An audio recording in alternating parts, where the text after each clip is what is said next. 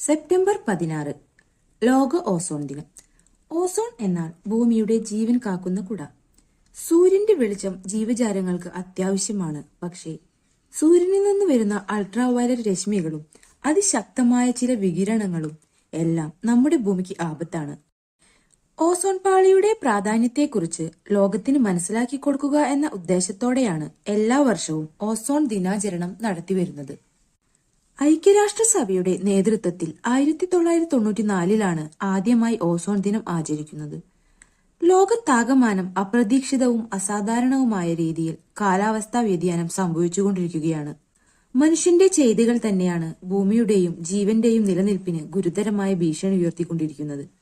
ആണവായുധങ്ങൾ, ആഗോളതാപനം, ഓസോൺ ശോഷണം തുടങ്ങി വിവിധ തരത്തിലുള്ള ഭീഷണികൾ ഭൂമിയുടെ നിലനിൽപ്പിനെ തന്നെ ബാധിക്കുന്നു.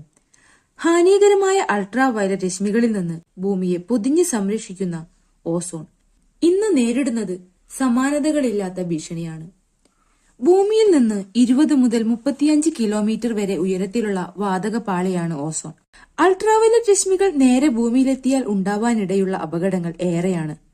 അവ മനുഷ്യരിൽ ചർമ്മ ക്യാൻസർ, കണ്ണിന് തിമിരം, സൂര്യാഘാതം എന്നിവയുണ്ടാക്കുകയും ശരീരത്തിലെ പ്രതിരോധ ശേഷിയെ കുറയ്ക്കുകയും ചെയ്യുന്നു.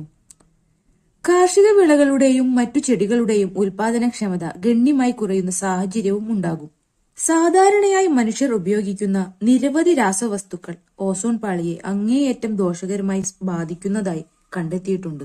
എയർ കണ്ടീഷണറുകളിലും റെഫ്രിജറേറ്ററുകളിലും ഉപയോഗിക്കുന്ന വാതകങ്ങൾ ഓസോൺ പാളിയുടെ ശോഷണത്തിന് കാരണമാകുന്നു എന്നത് 1970കളുടെ അവസാനത്തിൽ തന്നെ ഗവേഷകർക്ക് മനസ്സിലായിരുന്നു.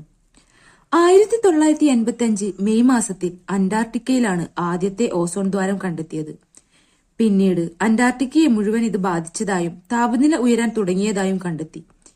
തുടർന്ന് ഓസോൺ ശോഷണം ബോധ്യപ്പെടുകയും അതിന്റെ അപകടം തിരിച്ചറിയുകയും ചെയ്തതോടെ 1987 സെപ്റ്റംബർ 16 കാനഡയിലെ മോൺട്രിയലിൽ വെച്ച് 24 ലോകരാഷ്ട്രങ്ങളുടെ പ്രതിനിധികൾ ചേർന്ന് ഒരു ഉടമ്പടിയിൽ ഒപ്പുവെച്ചു.